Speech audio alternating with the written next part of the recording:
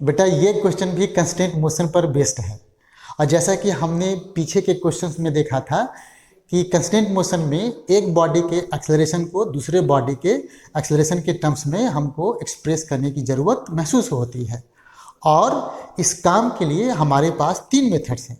तो इस क्वेश्चन में भी 2 बॉडीज हैं, एक बॉल है और एक रॉड है। इसमें भी एक बॉडी के एक्सेलरेशन को हम दूसरे बॉडी के एक्सेलरेशन के टर्म्स में एक्सप्रेस करेंगे, ठीक।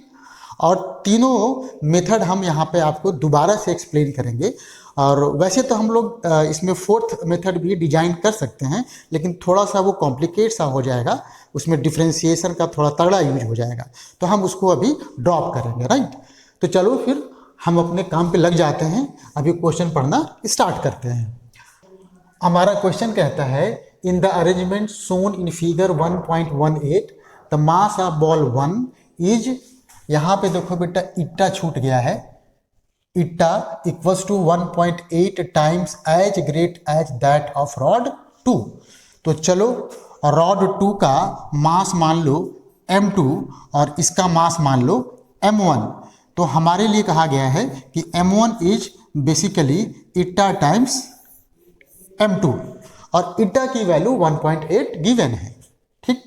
अगला इंफॉर्मेशन है the length of the latter, मतलब कि ये जो रॉड है आपका, इस रॉड का लेंथ है L, जिसकी वैल्यू 100 सेंटीमीटर गिवन है हमें। उसके बाद है the masses of pulleys and the threads as well as the friction are negligible. देखो एक थ्रेड ये है, इसका मास नेग्लेक्ट कर दो, एक थ्रेड ये है, इसका मास नेग्लेक्ट कर दो।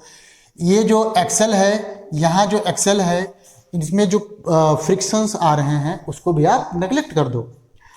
और अगला पॉइंट है the ball is set on the same level as the lower end of the rod, ठीक है। ये देखो ये जो बॉल है और इसका जो लोअर एंड है, दोनों एक ही हॉरिजॉन्टल लेवल पर रखे हुए हैं, और उसके बाद उसको छोड़ दिया गया, ठीक। How soon will the ball be opposite the upper end of the rod. बात बिल्कुल क्लियर है, बहुत सिंपल सा है ये क्वेश्चन। तो एक काम करते हैं हम लोग अगर हमें ये निकालना है कि ये वाला बॉल इस रॉड को क्रॉस करने में कितना समय लेगा, तो मुझे बेसिकली रॉड के रिस्पेक्ट में इस बॉल का एक्सेलरेशन चाहिए। अगर मुझे वो एक्सेलरेशन निकल जाएगा तो मैं काइनेमेटिक्स के जो इक्वेशंस हैं उनको यूज करके आराम से टाइम निकाल ले जाऊंगा। तो बेसिक पर्पज हमको यहाँ से क्लियर हो गया। अब हम लोग क्वेश्चन को सॉल्व करना स्टार्ट करते हैं।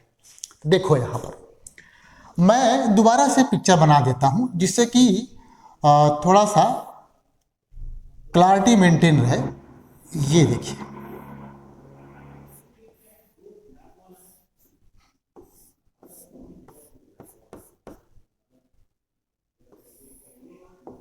देखिए ये सिचुएशन था हमारे पास। तो यहाँ पे देखो, अगर इसमें टेंशन T है तो इसमें भी टेंशन T आ जाएगा, क्योंकि ये जो स्ट्रिंग है वो मासलेस है।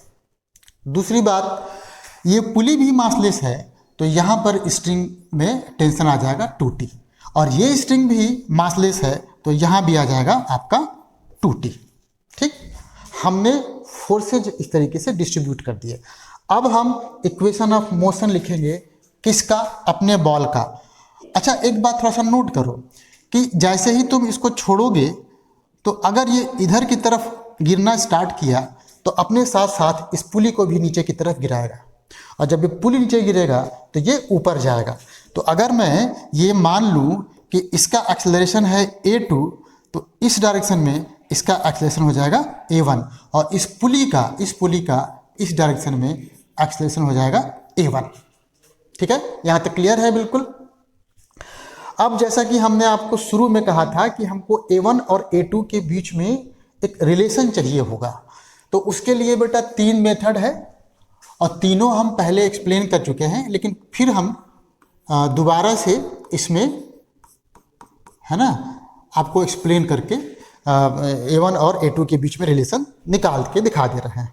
यहाँ जरा देखो, पीछे हमने पढ़ा था, एक फंडा पढ़ा था कि अगर ये पुली है मान लीजिए, और इसके साथ दो मासें जुड़े हुए हैं, सपोज करो ये M1 और M2, और ये पुली इस डायरेक्शन में अगर A1 के एक्सेलरेशन से गिर रहा है और इसका एक्सेलरेशन A2 है, इसका एक्सेलरेशन A3 है, ऐसे मान लो, तो आपने पीछे पढ़ा था 2A1 equals to A2 plus A3।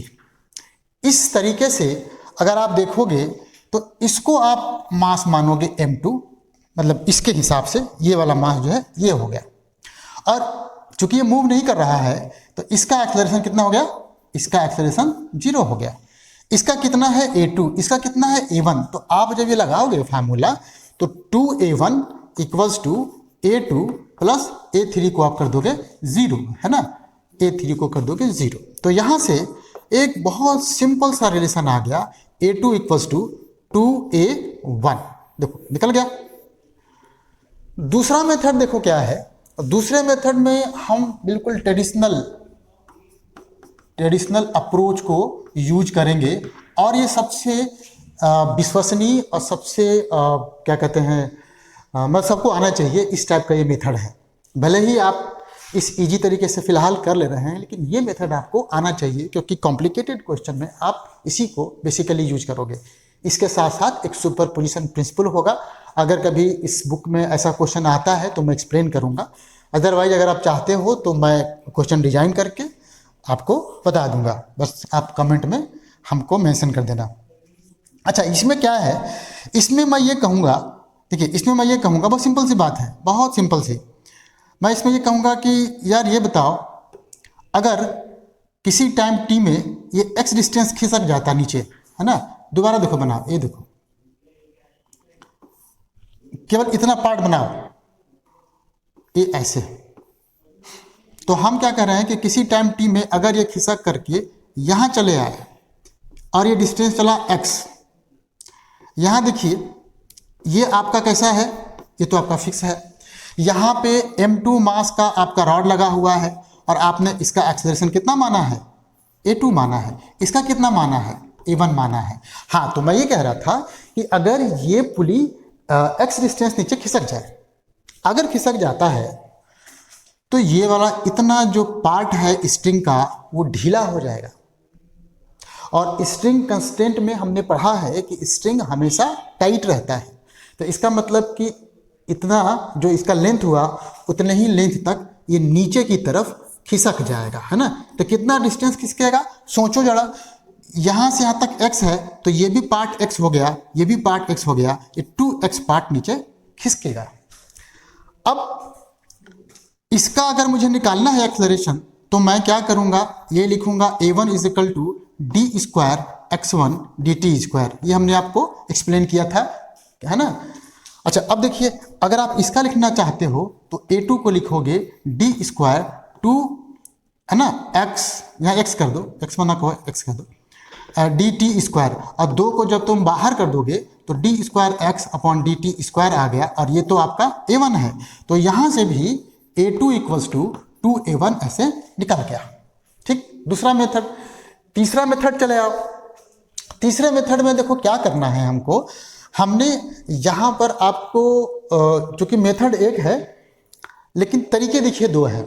हमने आपको कहा था कि कोई एक स्ट्रिंग पकड़ लीजिए, इस स्ट्रिंग से अटैच जितने भी बॉडीज हैं उनका एक्सेलरेशन और उन पर लगने वाला नेट जो टेंशन है उसका डॉट प्रोडक्ट निकाल करके, है ना, जितने भी ऐसे डॉट प्रोडक्ट होंगे सबको जोड़ के 0 से इक्वेट कर दीजिए। तो यहाँ पे देखिए ये इधर A2 के किससे उससे जा रहा है एक्सेलरेशन से, इसका टेंशन ऊपर की तरफ है, तो TA2, है ना, माइनस हो गया, डॉट कराओगे तो इसमें चले आओ, ये नीचे गिर रहा है, टेंशन ऊपर है, तो यहाँ भी हो जाएगा -2TA1 and that should be equals to 0, क्योंकि ये तो मूव ही नहीं करेगा।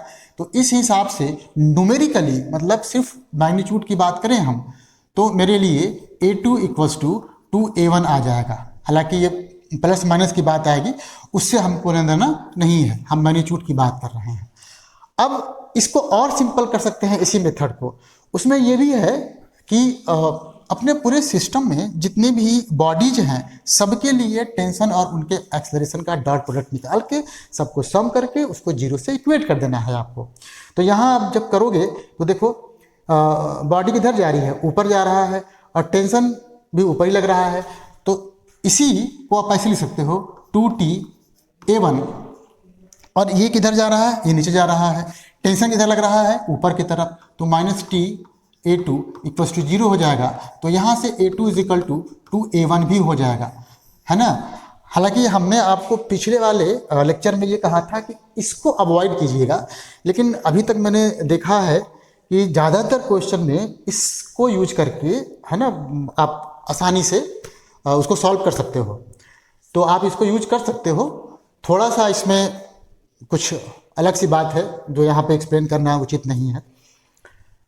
ठीक, तो तीनों मेथड से हमने ये देख लिया कि इसका एक्सेलरेशन और इसका एक्सेलरेशन किस तरीके से एक दूसरे से रिलेटेड है। अब हम क्वेश्चन को सॉल्व करने के स्थिति में पहुंच चुके हैं। तो चलिए अब हम पेज बदलते हैं और आते हैं अपने क्वेश्चन पर। इसका कितना था एक्सेलरेशन, इसका था A2। तो इसका इक्वेशन ऑफ मोशन लिखो, इक्वेशन ऑफ मोशन किसका, ऑफ रॉड लिख दो, बहुत अच्छा। तो जब इक्वेशन ऑफ मोशन लिखोगे रॉड का, तो ये डाउनवर्ड डायरेक्शन में मूव कर रहा है। आप जब FBD बनाओगे तो इधर आपका हो जाएगा m2g और इधर हो जाएगा t। इस डायरेक्शन में एक्सेलरेशन है A2। तो बहुत आराम से आप लिखोगे m2g minus t equals to m2A2। क्या आप इस बॉल का इक्वेशन ऑफ मोशन लिख सकते हो? बिल्कुल लिख सकते हो। तो चलो लिखो इक्वेशन ऑफ मोशन, ठीक है ना, ऑफ बॉल। बॉल में देखो बेटा क्या है, ये तो ऊपर जा रहा है, अभी देखा है हमने, ये 2T इसमें लग रहा था टेंशन, नीचे इसका m1g वेट लग जाएगा। ऊपर चूंकि जा रहा है तो मुझे लिखना चाहिए 2T माइनस कितना, m1g इक्वल्स टू m1A1। अब यहाँ देखो मैंने इसको 2 से मल्टीप्लाई कर दिया, है ना, हमने इसको 2 से मल्टीप्लाई कर दिया। तो जब 2 से मल्टीप्लाई किया तो 2m2g minus 2t equals to 2m2A2, और पहले से मेरे पास है 2t minus m1g equals to m1A1, ठीक, A1। अच्छा, अभी क्या निकाले हैं हम लोग? अभी हम लोग निकाले हैं कि जो हमारा A2 है, यहाँ देखिए, जो हमारा A2 है वो 2 टाइम्स A1 के बराबर है। तो आप A2 को बदल दो, पहले A2 को यहाँ बदल दो। तो जब यहाँ बदलोगे तो तुम्हारा बहुत प्यारा सा एक रिलेशन आएगा, यहाँ से ये आ जाएगा 2m2g minus 2t equals to A2 को आपने 2A1 किया तो 2 2 4 हो गया, 4m2A1 हो गया।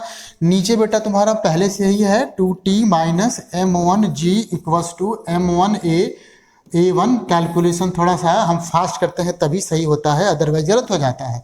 तो हम जल्दी जल्दी कर दे रहे हैं, है ना। इसको हमने काट दिया। देखिए 2m2g माइनस m1g इधर आया और इधर आपने जोड़ के कितना आना है। तो पहले मैं इसको लिखूं 2m2g माइनस m1g,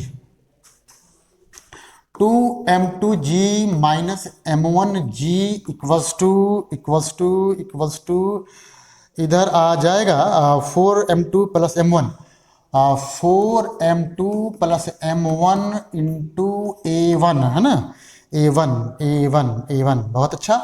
तो यहाँ से देखिए, यहाँ से आपका, यहाँ से एक मिनट, यहाँ से आपका आ गया A1, कितना आ गया, ये आ गया 2m2 minus m1 into g by 4m2 plus m1। एक आप इसको तीसरा वगैरह जो भी नाम देना चाहते हो दे दो। A2 निकल गया, सॉरी A1 निकल गया। तो A2 जो हो जाएगा, चूंकि 2A1 होता है, तो ये मेरे लिए हो जाएगा 2 ब्रैकेट में 2m2 minus m1g upon 4m2 plus m1। अब देखो अब मैंने क्या किया कि इस रॉड को ए रॉड को बना दिया अपना फ्रेम। ठीक, फ्रेम बनाने का मतलब हम हमेशा से कहते आए हैं कि इसी पर अपने आप को कुर्सी लगा के आराम से बैठ जाओ। तो तुम्हारे लिए तो रुक गया ये, और तुम्हारा फ्रेम कैसा हो गया, एक्सलरेटिंग। किस डायरेक्शन में, ए इस डायरेक्शन में A2। ठीक है, अब जब तुम इस पे बैठ के बॉल को ऑब्जर्व करोगे तो बॉल का एक एक्सलरेशन तो इस डायरेक्शन में है, कितना, A1 के बराबर। और चूंकि तुम्हारा फ्रेम नॉन इनर्शियल है तो इसमें इस डायरेक्शन में एक और एक्सलरेशन ऐड हो जाएगा। तो तुम्हारा बॉल तुम्हें फील कराएगा कि तुम तो भाई रुके हो, लेकिन इस एंड से ये बॉल A1 प्लस A2 के एक्सेलेरेशन से मूव करना स्टार्ट करता है, और L डिस्टेंस कवर करने में कितना समय लगेगा यही आपको निकालना है। नोट जरा कीजिए, A1 कैसा है बेटा, ये है कांस्टेंट, ये कैसा है, ये है कांस्टेंट। काहे बता दिए हम, यहाँ जरा देखो तो A2 में क्या है, M2 M1, ठीक है, M2 M1 G, ये सब के सब कांस्टेंट है, यहाँ भी सब कांस्टेंट है। तो ये सारे एक्सप्रेशन कैसे हो जाएंगे, कांस्टेंट हो जाएंगे। तो जोड़ दिया मैंने, अब मैं निकाल सकता हूँ बड़ा आसानी से। अब निकालूंगा, अब क्या निकालूंगा, अब निकालूंगा acceleration of ball with respect to rod equals to A1 plus A2। तो भाई यहाँ पे जब आप जोड़े, देखिए जब आप यहाँ पे जोड़े, कहाँ चला गया यार, हाँ, तो इन दोनों को जोड़ेंगे तो सब कुछ रहेगा फैक्टर 3 हो जाएगा। 3 ब्रैकेट में 2M2 माइनस M1। पहले एक चीज़ लिखूं, एक एक करके लिखता जाता हूँ, है ना। 3 ब्रैकेट में 2M2 माइनस M1 G, और मेरे ख्याल से शायद 4M2 प्लस M1 था। एक बार फिर से चेक कर लो क्योंकि गलती होने का चांस खूब है। हाँ बिल्कुल सही है, बिल्कुल सही है हमारे पास। अरे क्या आ रहा है भाई, है ना। अब सोचो जरा, अब तो तुमको क्या निकालना है, ये इनिशियल वेलोसिटी 0 से चलना स्टार्ट हुआ था, क्योंकि देखिए यहाँ पे लिखा हुआ है रिलीज किया गया था। इसका मतलब पहले इसको ऐसे पकड़े थे, दोनों को एक लेवल में करके पिछोड़ दिए थे। तो टाइम t=0 पर ये इनिशियल वेलोसिटी 0 से मूव करना स्टार्ट करेगा ऊपर की तरफ। ठीक, तो हमारे लिए फार्मूला हो गया L equals to ut plus, तो u तो 0 हो गया, हाफ a की जगह पर ये वाला a रखोगे इंटू टी स्क्वायर, और यही तुमको t निकालना है। तुम्हारा हो गया 2L बाई ABR का रूट इक्वल्स टू t, और ABR को थोड़ा सिंप्लीफाई कर दो। अभी तुमने शुरू में देखा है कि शुरू में देखिए एक चीज हम लोगों ने लिखा था, क्या लिखा था, M1 equals to eta M2, M1 equals to eta M2। तो मैं ऐसा करूं, M1 बाई M2 अगर लिखूंगा तो ईटा के बराबर हो जाएगा। बस यहां मुझे अब M2 से डिवाइड कर देना है। जैसे ही मैंने M2 से डिवाइड किया तो यहां आ जाएगा 2 माइनस M1 बाई M2, मतलब कि ईटा। बहुत अच्छा, नीचे देखो यहां भी तुमने M2 से डिवाइड किया था, तो 4 प्लस M1 अपॉन M2 मतलब कि ईटा हो गया। ये मजेदार हो गया, ये जी हो गया। देखिए अब क्या बचा है यार, आपको रख देना है केवल यहाँ पर। तो t जब निकालेंगे आप तो आएगा 2L, और ये जब रखोगे तो 3 है ना, 3 कितना हो जाएगा, 2 माइनस ईटा, और ये वाला ऊपर चला जाएगा, ईटा प्लस 4, और है ना, जी मेरे ख्याल से नीचे आएगा। ठीक है,